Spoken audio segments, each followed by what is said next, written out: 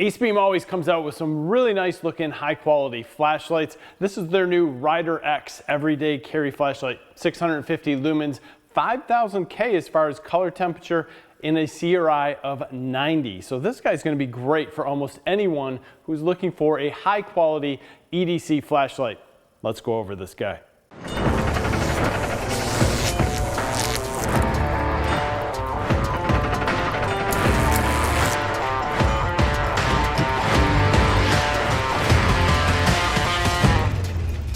The Acebeam Rider X is advertised as a fidget style everyday carry flashlight. That fidget style allows you to access the battery. If you look up front, you have a scratch resistant optical lens. That lens is going to take a serious amount of abuse.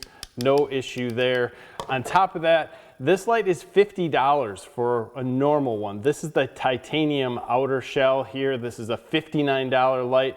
Not bad for what you're getting. You have a Nichia 219F up front, which is that 5000K with the CRI of 90. So you're going to be able to see different colors, perfectly, just as it was in normal sunshine.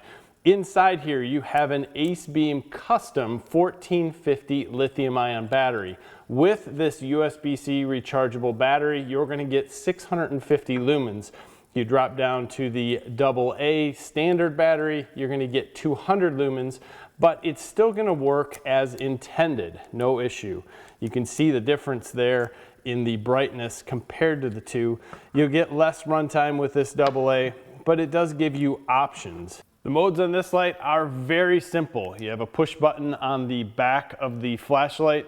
This one is high, 650 lumens. You can see it is a floodlight. There's a little bit of a hot spot in the center, but when I say hot spot, I don't mean that like anything else. This is going to be a very nice light that's going to be a good flood. Now to change the modes, you just double tap, turn it off and back on. And as long as you do it in less than a second, it'll change modes. There we go down to the ultra low mode. Do it again, we're on low. Do it again, we're on medium. Do it again, we're back on high. Now there is a secret SOS mode in here. We just have to go through all those modes twice. And we're allowed to access that mode. Now there is a memory on this, so once you get to a point where you like what it has, as long as you don't do it within 1 second, you can turn it off, turn it back on, and it will memorize that mode. It failed that time, which is interesting to me. So we have it on high. We should be able to click this off, wait a second, click it back on, it's on high. You just can't turn it back on too quickly. It thinks you're changing modes. That rear tail switch I was using is right here. Definitely has a nice positive click to it, just like you would expect with any other Acebeam flashlight. The fidget portion of this, or the portion where you get to the battery, has different detents. You can see a detent pin here and one here, and then multiple holes around this guy. So it's a detent pin in a detent pin. So you're not going to be able to move this around. You put it in your pocket. It's not just going to move out and easily go around. Now for a fidget portion, that's not me, but if you are looking at this as a fidget flashlight, I assume this is what you would do with it. Move it forward or back and forth. Either way, it is kind of cool. This is a stainless steel belt clip. As I said, this is a titanium outer shell. If you get this in a normal outer shell, it would probably just be a anodized aluminum. There is a insulator or protector plate here for this to slide so it doesn't scratch up the flashlight. It is available in multiple different colors. This is a really nicely built flashlight, and I think that is what really attracts me to this light as an everyday carry, along with the fact that you have a great LED with a high CRI. I think that's very important as to what you're looking at. 5000K is right spot on to me, is where I'd like to see this, and the build quality is there, and that's what really gets me for 50 bucks.